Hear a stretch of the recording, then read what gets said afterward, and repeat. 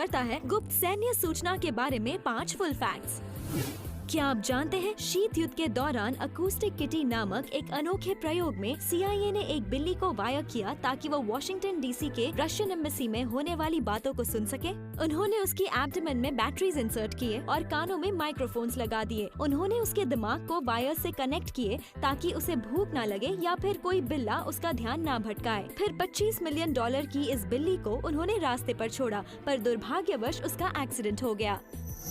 क्या आप जानते हैं अमेरिका और रशिया चांद पर बम विस्फोट करने वाले थे? शीत युद्ध के दौरान 1958 में अमेरिका को खबर मिली कि शायद रशिया अपनी ताकत दिखाने चांद पर परमाणु बम विस्फोट करने वाले थे। इस खबर ने अमेरिका के एयरफोर्स में हलचल मचा दी और वो नासा के पास एक प्लान लेकर गए। वो रूसियों से पहले चांद पर परमाणु परीक्षण करना चाहते थे, पर ये प्लान निष्फल रहा क्योंकि ऐसा करने से या तो चांद नष्ट होता या किसी कारण से रॉकेट उल्टा धरती पर आ गिरते।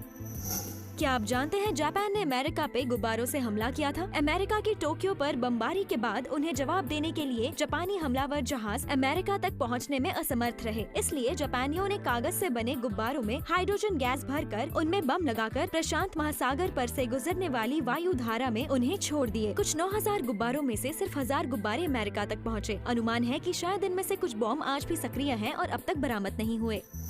क्या आप जानते हैं अमेरिकी सेना के पास ज़ॉम्बी के हमलों से बचने का एक प्लान है? अमेरिका के रक्षा विभाग में एक टीम ऐसी है जो आपातकालीन संकटों के निवारण के लिए स्ट्रैटेजिक एक्शन प्लान बनाती है। टीम में भर्ती होने वाले नए लोगों को प्रशिक्षण देने के लिए डिपार्टमेंट को एक ऐसी परिस्थिति का निर्माण करना था जो आम संकटों से परे हो। इसलिए उन्होंने नौसिखियों को ज़ॉम्बी के हमलों वाली परिस्थिति सुलझाने दे दी। प्रशिक्षण के लिए बनी ये क्रिया अब एक साबुत प्लान बन चुका था जिसका नाम था कंटिजेंसी प्लान 8888, जिसे पेंटागन ने डिक्लासिफाई किया है।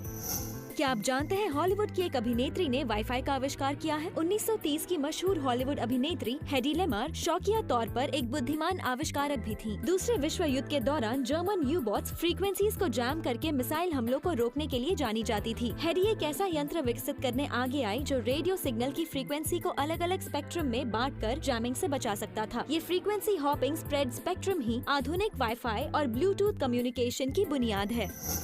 ये सारे फुल फैक्ट्स जानने के बाद अब वक्त हुआ है कुछ मिथ से पर्दे हटाने का हमारे बोनस सेगमेंट फूफाम मिथ बस्टर में।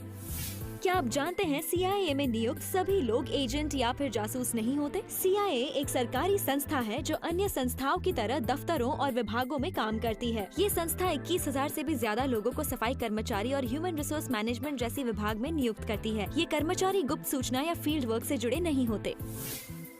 और दिलचस्प बातें जानने के लिए देखते रहिए